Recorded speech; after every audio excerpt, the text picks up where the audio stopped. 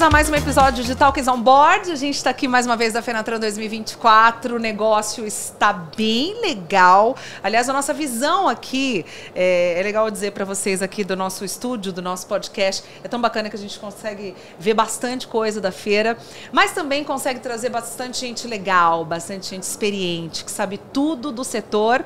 Antes de apresentar aqui o nosso convidado, eu vou apresentar para vocês o tema dessa edição, desse episódio, que é explorando o mercado de transporte e logística dos Estados Unidos. O mercado de transporte e logística de lá é um dos mais dinâmicos e complexos do mundo, representando aí uma fatia significativa da economia global. Tem uma infraestrutura robusta, que inclui transporte rodoviário, ferroviário, aéreo e marítimo. Os Estados Unidos conseguem conectar negócios dentro e fora do país. A crescente demanda por entregas rápidas e o aumento do comércio eletrônico estão transformando o setor, exigindo aí que empresas se adaptem rapidamente a inovações tecnológicas e também, claro, como a gente já abordou muito aqui, práticas sustentáveis. Nesse episódio, então vamos lá, vamos explorar os diferentes segmentos do mercado de transporte e logística dos Estados Unidos, os desafios enfrentados e também as tendências que estão moldando o futuro do setor. Vamos discutir também com o nosso convidado as oportunidades para empresas internacionais que desejam expandir suas operações aí. Agora vou apresentar, sem mais delongas, Renato Franco está aqui com a gente hoje. Ele é diretor de negócios internacionais na casa, na Rondon Corp. Bem-vindo, Renato. Muito obrigado, Juliana. Que prazer estar aqui com vocês, poder dividir um pouquinho das experiências que nós tivemos nesse mercado que é tão concorrido, tão desenvolvido e que acaba sendo o American Dream, né? Todo mundo fala no famoso American Dream. Todas as empresas brasileiras têm esse anseio de poder estar entrando nesse mercado norte-americano. Que honra poder estar aqui com vocês. Muito bem. Vozeirão, né, gente? Para quem está ouvindo só em áudio aqui, aliás, estamos também em vídeo no Spotify, produção, confere. Vamos lá, então, começar aqui falando de segmentos de transporte e logística. Renato, como é que você descreveria o cenário atual dos principais segmentos de transporte e logística nos Estados Unidos? Quais são as particularidades de cada um? Bom, nós temos diversos segmentos, né? O mercado norte-americano, como eu disse, é um mercado extremamente maduro. Ao contrário do que muitos pensam, é um mercado altamente competitivo. As empresas estão muito bem estruturadas, então, por ser um mercado maduro, um novo entrante precisa se preparar, ele precisa ter condições de fazer um mapeamento, de poder ter condições de entender a dinâmica desse mercado e, mais do que tudo, conhecer o cliente. Né? A gente teve uma perspectiva de crescimento significativa nesse último ano. Fazem 2 anos que nós iniciamos a nossa operação nos Estados Unidos. Já estamos com uma presença muito intensa no mercado. Há 2 anos atrás, quando nós colocamos a primeira vez o pé no mercado norte-americano, ninguém ouvia falar da Randon.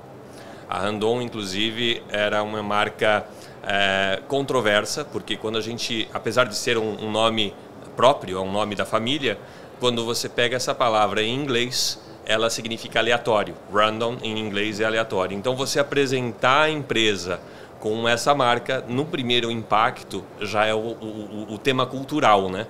Eles não conheciam a marca e a gente teve que ir aprofundando isso. E hoje, você circulando no mercado norte-americano, há pouco tempo atrás, há 2 semanas atrás eu estava lá, a gente já vê produtos Randon circulando nas estradas. Eu estava com 2 diretores acompanhando numa viagem e você não faz ideia o orgulho que é para nós poder, no meio dos Estados Unidos, encontrar um produto nosso fabricado no Brasil circulando naquele mercado. Quanto à questão de maturidade do mercado, o que acontece é que você precisa fazer o dever de casa. E existem várias instituições hoje no Brasil que podem nos apoiar e que nos apoiaram nesse desenvolvimento. Você pega a Apex, né, é uma agência do governo que tem condições de dar muitas informações a respeito da sistemática, da dinâmica desse mercado. A própria ANCHAM, a Câmara de Comércio Brasil e Estados Unidos, também nos fornece bastante dados e nós, na função de executivos, temos o dever de interpretar esses dados. Então, pegando todos esses dados, a gente faz a nossa tabulação e, a partir daí, sabe qual é a melhor fórmula? Pastinha na mão, visitando o cliente. Esse é o segredo do sucesso. E está no DNA. Tá já, no nosso né, DNA. Renato? Como o transporte rodoviário aí sendo tão importante, quais são os desafios específicos para esse segmento, especialmente no transporte interestadual e no transfronteiriço? Olha, o que acontece nos Estados Unidos é que cada cidade, cada estado tem a sua própria legislação. Então você tem um fluxo de transporte circulando entre todos os estados da federação, cada um com a sua particularidade. Para nós, no nosso caso, foi entender essa dinâmica. Aqui na América do Sul, de um modo geral, todos estão acostumados com sobrecarga, todos estão acostumados com a necessidade de ter um produto mais robusto por não ter uma pavimentação asfáltica adequada. Quando você migra para os Estados Unidos, a tua engenharia precisa se reinventar, porque lá você não vai ter sobrecarga. Você não consegue transportar mais do que a legislação permite. Não tem o jeitinho brasileiro. Não tem o jeitinho brasileiro. Quando você cruza de um estado para outro, uma legislação de balança que funcionava em Michigan não vai ser a mesma que vai funcionar na Califórnia. E entre Michigan e Califórnia, você vai cruzar pelo menos uns 7, 8 estados. Nesse trajeto, o desenho do teu produto tem que permitir que a suspensão possa se deslocar de uma posição para outra para permitir uma melhor distribuição de carga. Então, como eu disse, a nossa engenharia teve que se reinventar no sentido de aprender toda essa legislação e poder adequar os nossos produtos a essas características. Que loucura! Eu não tinha pensado nisso. Sabe que eu fui para os Estados Unidos, eu fui para andar de moto. Né? Eu gosto também. É mesmo? Opa! Gosto muito. E aí aqui eu tenho que usar o capacete, aqui não, aqui é obrigatório, aqui não. Enfim, o mesmo funciona no nicho da nossa conversa hoje aqui. Vamos falar do impacto das inovações tecnológicas? Como é que a tecnologia, a inteligência artificial, a automação estão transformando o setor de logística nos Estados Unidos? Existem benefícios específicos que você acha que estão se destacando? Que pergunta bacana, Juliana. Nós participamos agora em setembro de uma feira muito importante nos Estados Unidos no segmento intermodal. O que eu posso te dizer é que alguns estados estão mais avançados em alguns temas do que outros. Vou trazer assim um exemplo prático. Califórnia tem um movimento de eletrificação muito intenso. O governo da Califórnia promove incentivos, inclusive fiscais, para empresas que têm esse direcionamento na questão de emissão de poluentes, controle de emissão de dióxido de carbono, etc. E tal. E nessa feira que nós participamos nos Estados Unidos, a Randon Corp esteve presente. É o segundo ano que nós expomos nesse evento. Nessa feira lá. Nessa feira. E nessa ocasião nós apresentamos o nosso eixo, ESIS, que está totalmente relacionado à eletromobilidade. Às vezes a gente não se dá conta do quanto de tecnologia nós temos aqui no Brasil. E esse é um ponto que eu acho que eu gostaria de chamar a atenção, porque assim, é o orgulho que eu tenho e que todos os nossos funcionários devem ter do nosso grupo.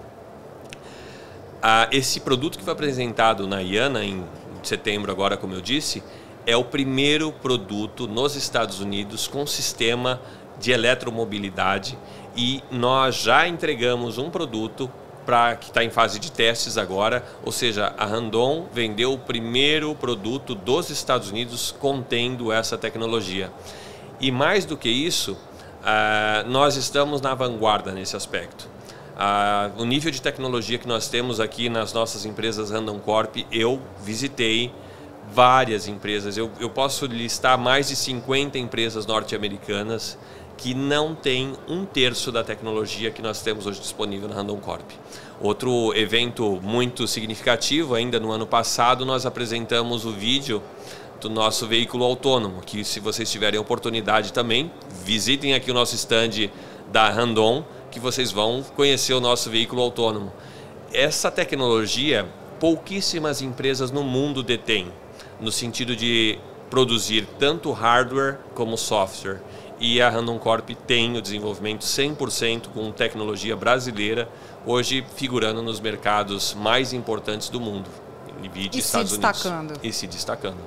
Que legal. E o crescimento do comércio eletrônico está impulsionando o setor, né? Quais inovações você acredita que vão ser fundamentais aí para atender essa demanda? não dá para brigar mais com essa parte de tecnologia, não dá para descartar que o comércio eletrônico veio para ficar. É só a gente pegar indicadores com respeito à logística, empresas como a Amazon, enfim, todas essas características de logística têm mudado bastante. E nisso, o nosso produto é vinculado à logística. Então, nós temos que estar 100% atentos a isso e disponibilizar esse recurso. O que eu vejo, assim, pouco provável um trailer, um semi-reboque ou um produto que nós comercializamos vai ter a migração ou terá a migração para um comércio eletrônico.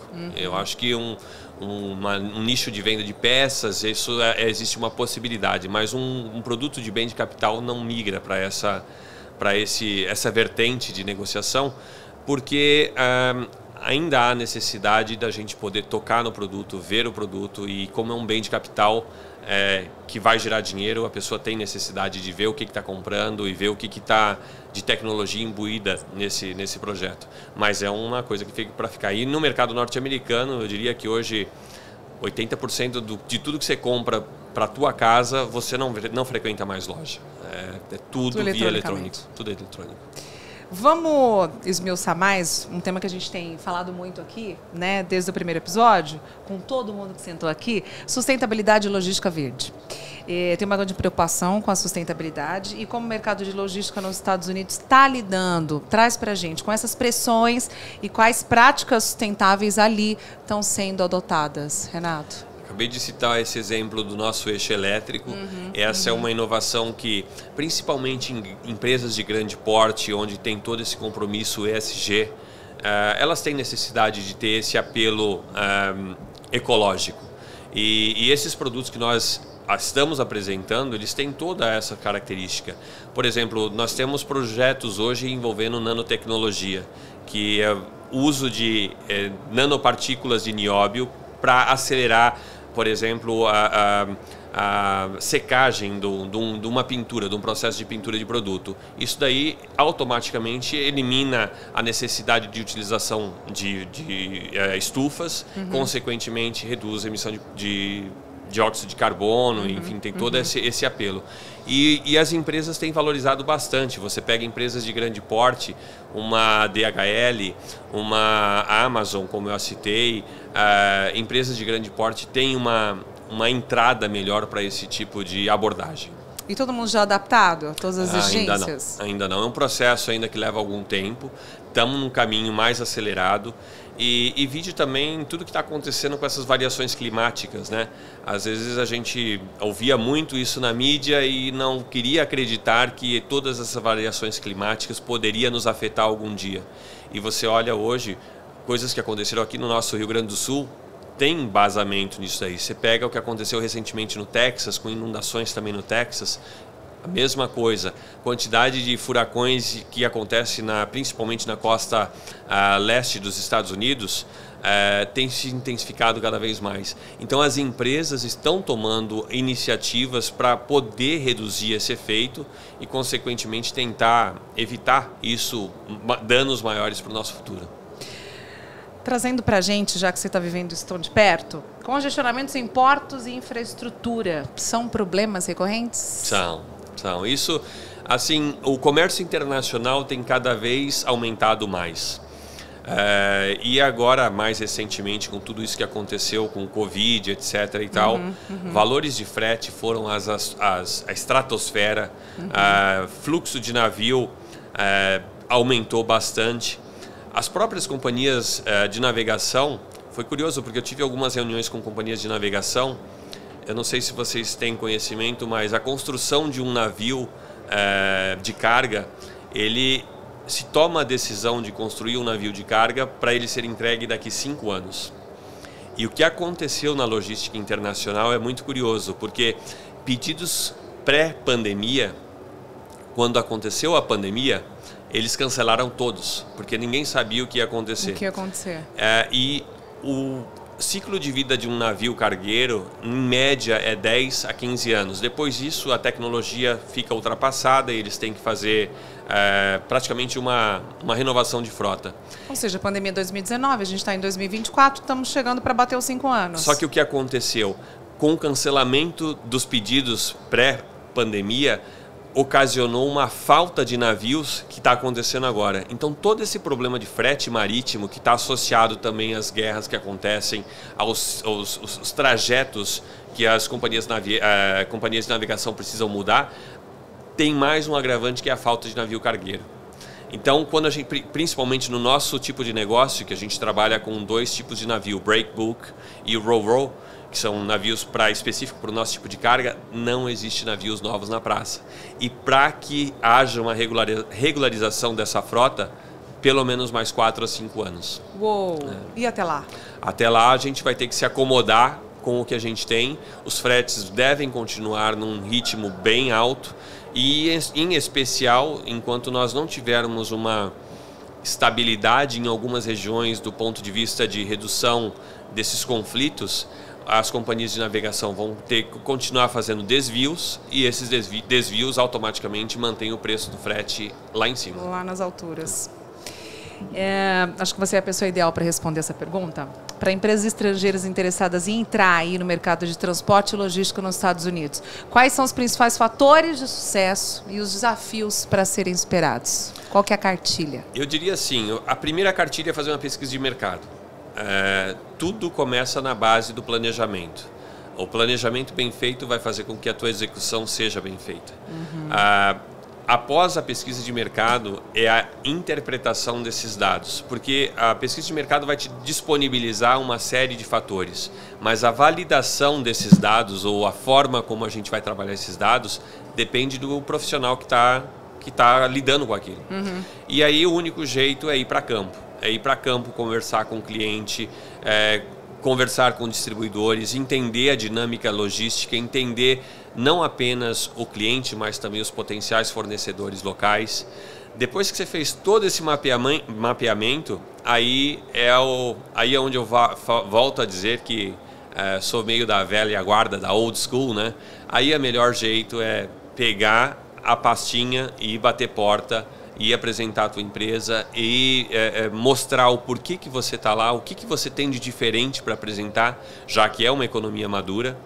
E eu diria assim, se eu posso fazer assim um highlight dessa característica, o que o americano sente é muita carência de relacionamento.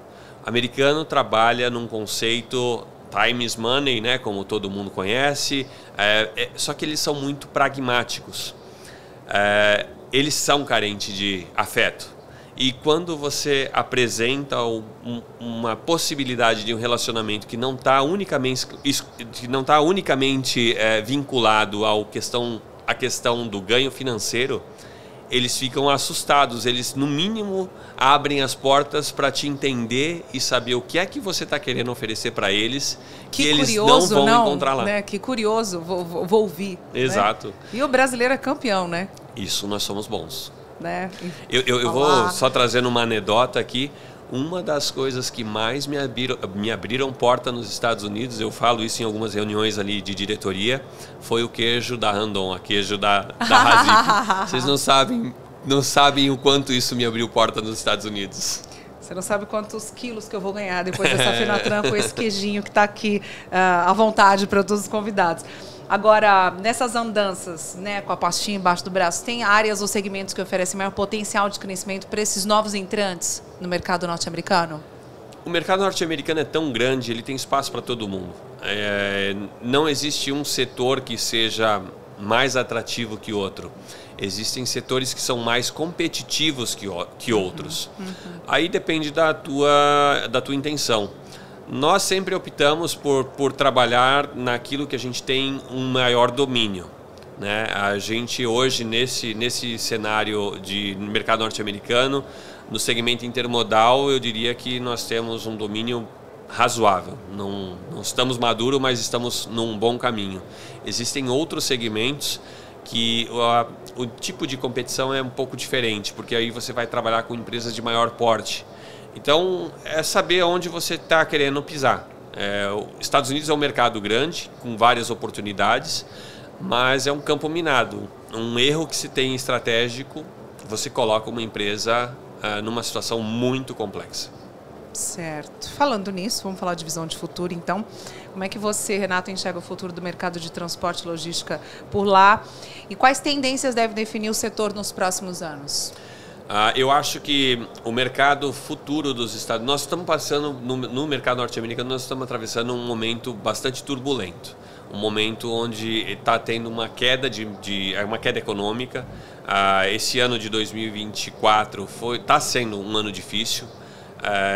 E aí, por mais difícil que a gente possa dizer que está o mercado norte-americano, ele, no nosso segmento, ele é 7 vezes maior do que o mercado nacional, do que o mercado brasileiro aqui. Então, mesmo num momento difícil, é um mercado muito grande. De qualquer maneira, o que a gente acredita é que a partir de 2025 haja uma retomada desse crescimento, e com isso daí a oportunidade é, se você estiver no mercado, você participa, se você não estiver no mercado, você está fora. Tendências: a eletromobilidade é um futuro que não dá para descartar. A parte de veículos autônomos não dá para descartar. Você citou no início da nossa conversa a respeito de veículos autônomos, você falou a respeito de inteligência artificial. Sim. Inteligência artificial tem que estar dentro do nosso escopo de negócio. Nós temos hoje alguns projetos de trabalhar com o Smart, Randon Smart, que é ter toda a parte de controle dos nossos equipamentos de uma maneira de telemetria, né? Então, isso é algo que não tem como fugir mais disso. O nosso usuário, qualquer operador hoje, ele quer ter condições de saber como é que está a pressão do pneu do caminhão, da carreta, ele quer saber qual é a performance em termos de consumo de combustível. Isso são coisas que é o futuro. Não tem, aliás, eu diria que não é o futuro, é o presente. A gente vai só aprimorar, né? Exatamente. Para um futuro. Sabe tudo, hein? Renato Franco, diretor de negócios internacionais na Randon Corp, é da casa. Já falamos bastante com esse moço, que vai apreciar um queijinho agora aqui no nosso stand, que está belíssimo na Fenatran 2024. Renato, muito obrigada pela aula aqui em mais um episódio aqui do nosso podcast.